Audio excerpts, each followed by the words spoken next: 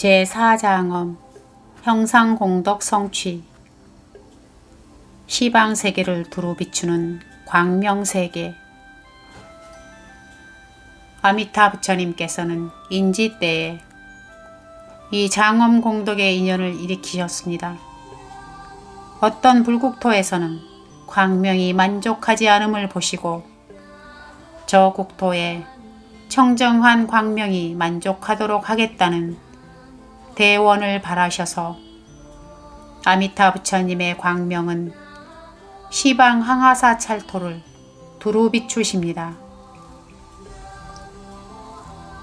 안락정토는 그 광대함이 지극하고 무변무제하여도 청정광명이 충만하지 않음이 없습니다. 그래서 서방세계는 광명세계라 부르고 청정궁토라 부르며 대광명장이라 부릅니다. 또한 성취한 정토에는 광명이 찬란히 비추지 않는 구역이 절대로 없습니다. 이 극락정토의 갖가지 형상으로 인해 청정광명이 견줄 수 없이 장엄합니다. 극락국토에는 대지에도 광명이, 연못에도 광명이, 보배수에도 광명이, 누각에도 광명이 발해서 일체 광명을 발하지 않는 것이 없습니다. 만물의 형상이 바로 광명입니다. 왕생론에서 찬탄하며 노래하시길 청정광명이 만족하여 거울 같고 해와 달 같고 수레바퀴 같습니다. 정은 청정하여 먼지 한 알에도 물들지 않아 복덕이 원만을 가리키고 광명은 지혜가 원만함을 가리킵니다. 그래서 극락세계에 가서 무엇을 배웁니까? 청정, 광명, 이 두 가지 복덕과 지혜가 원만함을 배웁니다. 원만한 복덕과 지혜가 극락세계에 있습니다. 복덕과 지혜는 모든 형상을 그 가운데 완전히 포괄합니다. 우리가 삼기율을 염송할 때 부처님 양족존께 귀의합니다 라고 부르는데 양족존이 바로 여기서 말하는 복덕과 지혜 두 가지가 원만함을 말합니다. 이 두 가지를 원만히 성취한 것이 극락세계의 형상장엄입니다. 극락세계의 형상공덕 성취는 간단히 말하면 세 가지 일입니다. 첫째는 지혜요, 둘째는 복덕이요, 셋째는 지족으로 지혜와 복덕의 성취는 모두 만족할 줄 아는 알매에 있습니다. 만족할 줄 모르는 사람은 지위가 아무리 높아도 재물이 아무리 많아도 그들의 생활은 고뇌의 세계입니다. 왜냐하면 그는 얻지 못할까 근심하고 잃어버릴까 근심하며 얻은 것을 잃어버리지 않을까 두려워합니다. 얻지 못했다는 생각에 구하려고 하여 그의 마음은 안정을 찾을 수 없습니다. 만족할 줄 아는 사람은 마음이 안정되고 즐겁습니다. 만족할 줄 아는 사람은 구함이 없고 진정으로 남과 다툼이 없고 세상에 구함이 없음을 실천하니 이런 사람은 훨씬 즐겁습니다. 여경일원륜. 이 한마디는 비유입니다. 거울 같고 해와 달 같고 수레바퀴 같습니다. 수레바퀴는 원만하다는 뜻이고 해와 달은 광명의 뜻입니다. 이는 우리에게 어떻게 청정광명을 실천해야 하는가를 가르칩니다. 거울은 비쳐 보일 수 있습니다. 거울의 덕은 비쳐 보이고 물들지 않음에 있습니다. 거울을 보면 비추는 바깥면이 오염되지 않았습니다. 이것이 뜻하는 것은 우리에게 마음을 쓸 때 거울과 같아야 함을 가르칩니다. 우리의 마음은 거울과 같아서 비추어 볼 때 또렷하지 않은 것이 하나도 없고 속이 깔끔하여 조금도 오염되지 않아야 합니다. 만약 기억이 마음속에 있어 언제나 그것을 회상한다면 물이 들 것입니다. 비추어 볼 때는 기뻐하지만 지금 막 비출 때도 물들지 않고 다 비춘 후에도 물들지 않으면 인상이 남지 않을 것입니다. 불법은 좋은 기억도 깔끔히 제거해야 합니다. 왜냐하면 그래야 우리는 진정으로 항상 청정평등각에 머물 수 있습니다. 만약 좋지 않은 기억은 말끔히 제거되고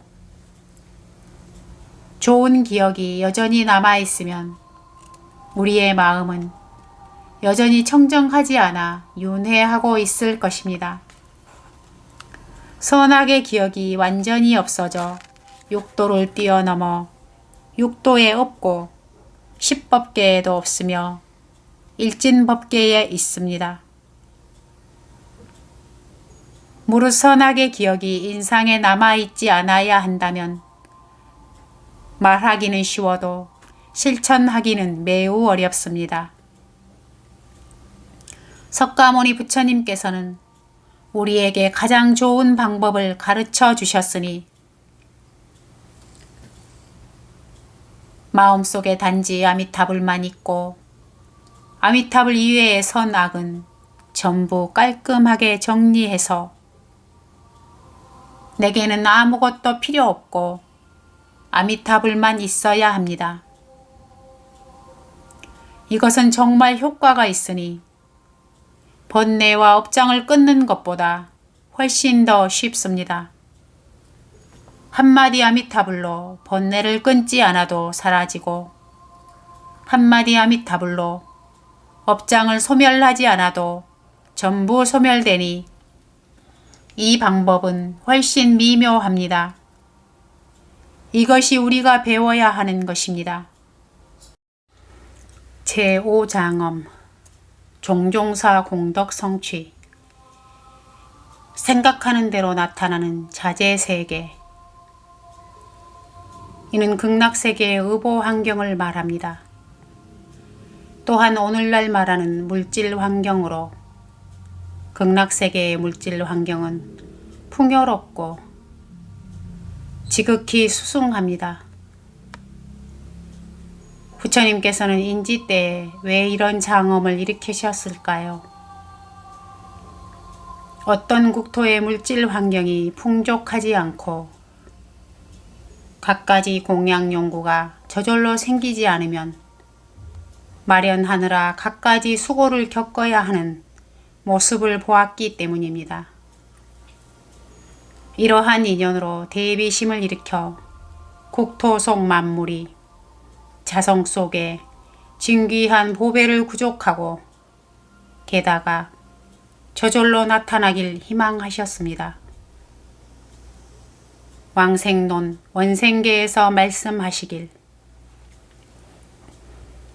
자성 속에 여러 진귀한 보배가 마련되어 미묘한 장엄을 구족합니다.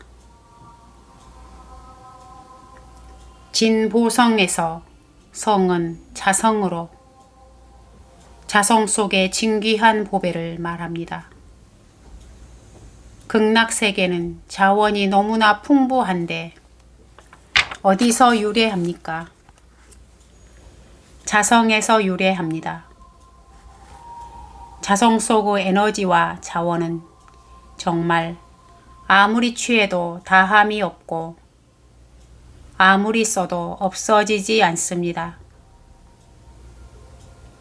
이는 극락세계의 모든 사물은 모두 자성이 진귀한 보배를 이룬 것으로 이 진귀한 보배가 장엄을 구족하였다는 말입니다. 장엄은 아름답다는 뜻입니다. 장엄에다 묘자를 덧붙인 것은 바깥의 환경이 완전히 자기 생각대로 변화함을 가리킵니다. 우리의 마음속에서 무엇이든 생각하면 무엇이든 변하여 나타나니 진실로 미묘합니다. 자성 속에는 무량한 지혜, 무량한 덕능, 무량한 상호, 무량한 자원이 있어 가지가지 모두 무량하니 그것은 거짓된 무량이 아니고 진실한 무량입니다. 자성은 부처님에게도 있고 한 사람 한 사람 모두에게도 있습니다. 단지 우리는 지금 미혹하여 자신의 자성에 본래 부족한 것을 쓸 수 없습니다. 잃어버렸습니까? 잃어버린 것이 아니라 단지 미혹할 따름입니다. 어떻게 미혹하였습니까? 부처님께서는 우리에게 세 가지 범주의 미혹을 일러주셨습니다. 첫째는 망상입니다. 망상으로 우리의 자성을 미혹하였습니다. 둘째는 분별이고 셋째는 집착입니다. 망상, 분별, 집착이 있으면 자성 속에 있는 다함이 없는 자원을 모두 누릴 수 없어 밖으로 나가 구해야 하니 매우 괴롭습니다. 극락세계에서는 필요한 것들이 갖가지로 일체가 풍족합니다. 풍은 풍부함이고 족은 만족입니다. 옷을 생각하면 옷을 얻을 수 있고 음식을 생각하면 음식을 얻으며 궁전, 의복과 장신구, 향과 꽃, 당번과 산계, 일체 필요한 것들이 생각에 응하여 현전하니 갖추어지지 않음이 없습니다. 생각이 움직이면 그것은 현전합니다. 극락세계의 식주행이 마음먹은 대로 이루어지지 않는 것이 없어 무엇을 생각하든 그 물건이 앞에 변하여 나타나는 것은 자성이 인연을 따라 변하여 나타남입니다. 일체가 모두 생각하는 대로 나타나면 어떻게 여전히 탐하는 마음이 있겠습니까? 그래서 서방 극락세계에 가면 이러한 탐진치는 저절로 사라지고 저절로 끊어버립니다. 우리가 사는 이 세상에서는 모든 일체 필요한 물질이 어디에서 유래합니까? 일체 유정 중생의 복보에서 변하여 나타난 것입니다. 복보는 우리가 과거 생에 닦은 것입니다. 복을 닦고 복을 지어야 복을 누릴 수 있습니다. 만약 다시 복을 닦을 줄 모르면 이 복보를 다 누리게 되면 사라집니다. 그래서 닦은 복보를 다 누리게 되면 수많은 큰 돈을 번 사람도 만년의 빈궁한 삶으로 초라하게 됩니다. 이는 그의 복부를 한평생 동안 모두 유지할 수 없음을 설명합니다. 그래서 반드시 선을 닦고 복을 쌓아야 복부를 오랫동안 유지할 수 있습니다. 극락세계의 일체 필요한 물질은 왜 아무리 써도 없어지지 않습니까? 왜냐하면 청정심에서 변하여 나타난 것이기 때문입니다. 선종의 육조 해능 대사께서 어찌 자성이 본래 갖추고 있음을 짐작이나 했겠습니까? 어찌 자성이 능히 만법을 낼 수 있음을 짐작이나 했겠습니까?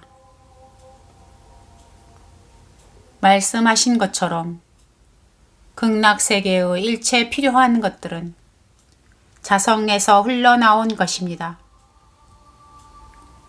그래서 충분히 자제히 수용할 수 있습니다.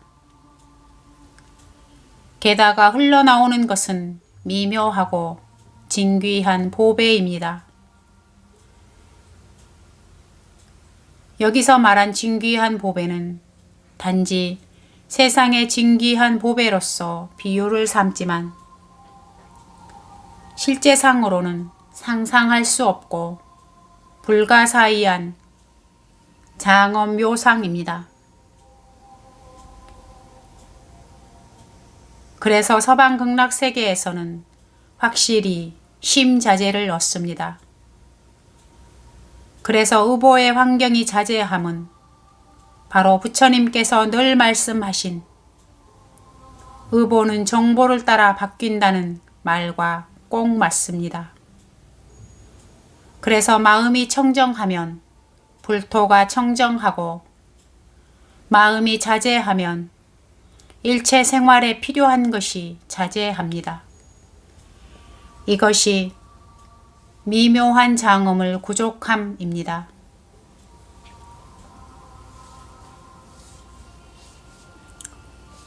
제6장엄 묘색 공덕 성취.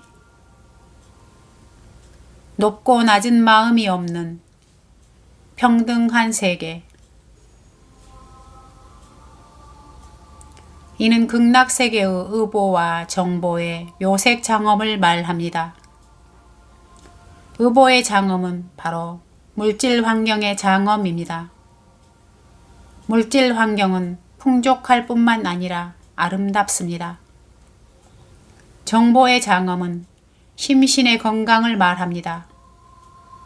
심지의 청정 광명으로 온몸이 광명을 바람이 묘색의 근본이고 일체 아름다움의 근본입니다. 그래서 이 묘색은 불광을 말합니다. 왜냐하면 의보는 정보에 따라 바뀌므로 정보가 좋으면 의보도 당연히 좋습니다. 왕생론에서 극락세계의 묘색장엄을 묘사하기를 무구광명의 불꽃이 활활 타올라 광명청정으로 세간을 밝게 비춥니다.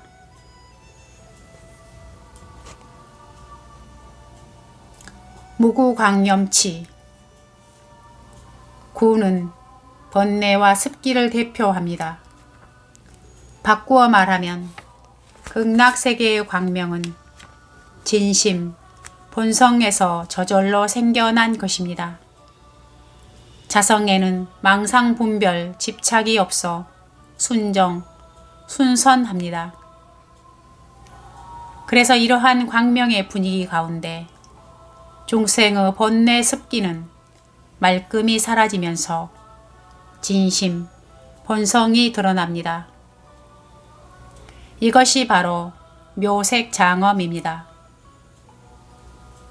요컨대 자성을 여의지 않습니다. 아미타 부처님께서는 왜 묘색 공덕 장엄을 일으키셨을까요? 보살이었던 덧때 여러 불국토를 참관하니 우열이 있어 같지 않았습니다. 일체 국토가 모두 서로 달랐습니다. 바꾸어 말해 불평등하였습니다. 불평등하면 사람들은 번뇌가 일어나고 견해가 옳고 그르다, 지위가 높고 낮다는 분별이 생기면서 업을 짓고 과보를 받습니다. 그래서 사막도에서 이리저리 전전하면서 갈수록 더욱더 괴롭습니다. 아미타 부처님께서는 자신의 국토에서는 이러한 과실을 피하기 위해 묘색을 성취하여 광명의 불꽃이 활활 타오릅니다. 광명청정이 제일로 견줄 데가 없으니 세계 전체가 모두 이러합니다.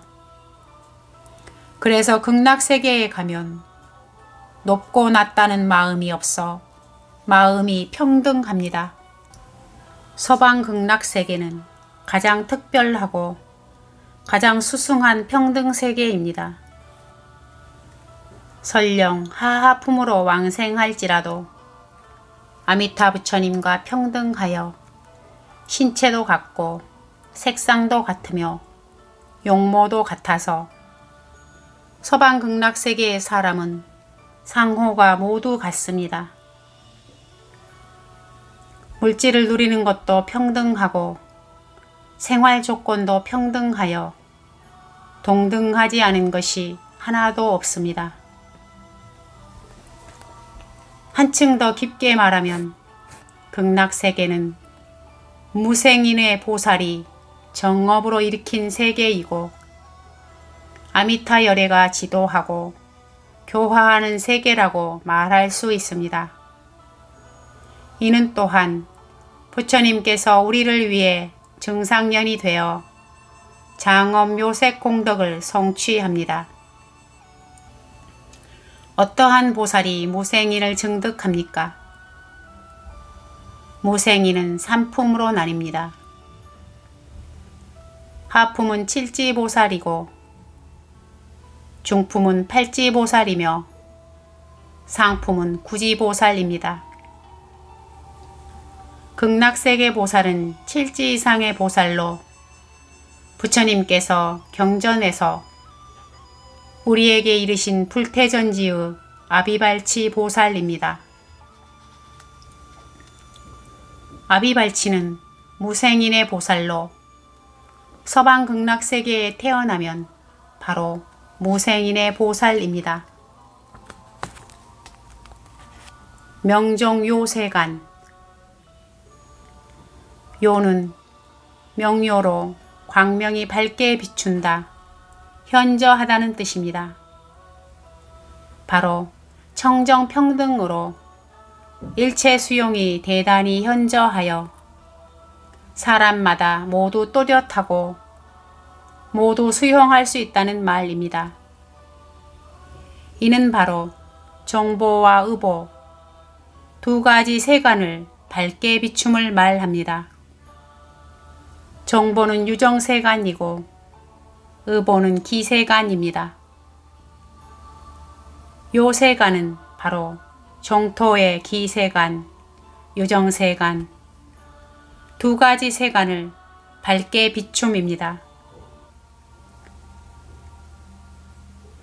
우리가 사는 세상에서는 해와 달, 등불이 단지 색상의 표면을 비출 수 있지만 투과할 수는 없습니다.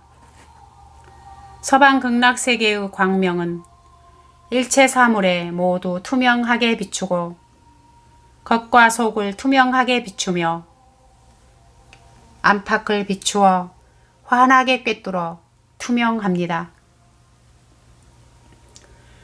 가장 불가사의한 부분은 광명이 중생의 마음을 비출 때 중생을 도와 번뇌를 끊어 지혜를 열고 무명을 깨뜨려 불도를 이룸에 있어 아미타 부처님께서 광명으로 중생을 가지하신다는 점입니다.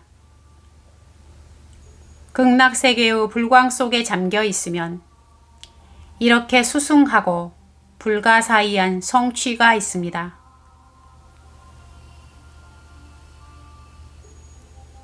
한마디 부처님 명호를 염할 때마다 한마디 부처님 명호가 어떤 효과가 있을까요? 마음을 평온하게 하고 마음을 청정하게 할 때 부처님 명호가 효과가 있습니다. 그렇지 않으면 하루에 설사 10만 번 부처님 명호를 소리내어 염할지라도 마음은 청정하지 않고 평등하지 않습니다. 그것이 바로 고인께서 나무라신 대로 목청이 터지게 고함을 질러도 소용없다. 나무라신 이유입니다. 그러면 부처님 명호는 효과가 없습니다. 실제로 부처님 명호를 염함은 염불 횟수가 많고 적음에 있지 않습니다. 우익대사께서 잘 말씀하셨듯이 왕생할 수 있는지 여부는 결정코 믿음과 발언의 유무에 달려 있습니다. 우리에게 진실한 믿음과 진실한 발언이 있어야 결정코 왕생할 수 있습니다. 왕생하는 품위의 높고 낮음은 공부의 깊고 얕음이 중요합니다. 공부가 깊은 경우 부처님 명호로 청정심을 얻을 수 있고 번뇌를 끊을 수 있습니다. 공부가 얕은 경우 이 한마디 부처님 명호로 번뇌를 조복할 수 있고 심정으로 하여금 평정을 회복할 수 있습니다. 그래서 이 한마디 부처님 명호는 우리가 청정심을 닦고 평등심을 닦도록 합니다. 마음이 청정하면 국토가 청정하다 하셨습니다.